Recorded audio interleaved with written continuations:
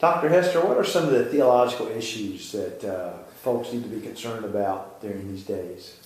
It seems to me that one of the big theological issues is the way that our culture is pressing upon the church.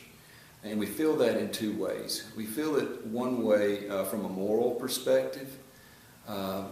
Tolerance is king in secular society and culture, and it says that we are called then to bless and baptize all manner of living and all manner of lifestyle, and that's simply not what we as Free Will Baptists believe is a biblical perspective. Mm-hmm. But it's part and parcel really of postmodernism. So I think that postmodernism is a real danger. Postmodernism teaches that there is no singular truth, that all perspectives are equally viable, and that really the only important thing to consider is consistency in one's life, or whether this is something that satisfies me on a personal level.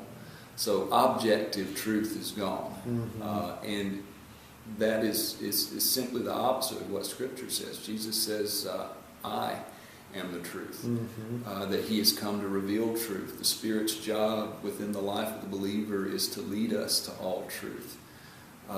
There is a truth found in Jesus, found in His Word, and we must preserve that truth. And we need to speak that mm-hmm. truth. But as Scripture reminds us, we're called to speak the truth in love. And that's one of the things that I find is missing often in the church. Mm-hmm. We're perfectly willing to speak the truth on various mm-hmm. issues, but we don't speak the truth in love. Mm-hmm. We don't speak the truth out of humility. So mm-hmm. theology is not a complete panacea to engaging our culture and engaging society. But that's one of the big issues. Mm-hmm.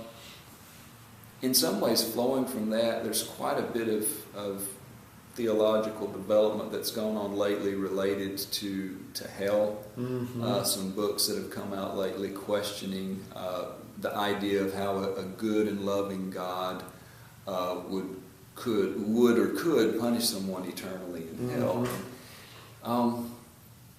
While I'm sympathetic to that perspective, it's ultimately short-sighted. It's unbiblical because, after all, Jesus, whom everyone holds up as being a wonderful example of love and compassion, says more about hell in the Gospels than any other writer.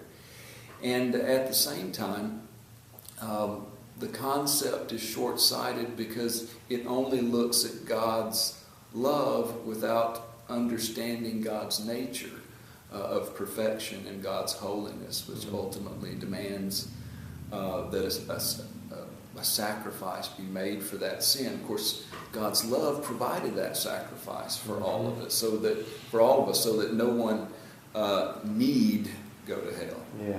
It's just an issue associated with that. So there are also a few movements that want to look at trying to limit God mm-hmm. in various ways. To deny His omnipotence, mm-hmm. His ability to do these things, or His awareness of all concepts in the future. And the people that have often tried to do that are trying to preserve human freedom because mm-hmm. they don't look at it from a philosophical way. They're looking at it from a philosophical perspective, trying to come to understand the way these things work. And ultimately, they miss the point of God's nature again, mm-hmm. which is why when I teach my theology classes, we start with God's nature and God's being, and we try to tease everything out from there. Mm-hmm. I tell a joke to some of my classes. I say a joke, it's not really that funny, but I find it funny, but that's because I'm a weird historical theologian. That is, that all the good heresies were invented in the first 500 years of the church. And really a lot of what we see is postmodernism, limiting God. These things were present very early on in the church. The church has dealt with these mm-hmm. Through its creeds and through its councils and through the canon, which is why I find church history a wonderful guide to answering the current needs of the church. Excellent. those are some of the major theological issues. There are others, but Well, thank you. That's helpful to us. Thank you so much, Dr. Hester. you're very welcome.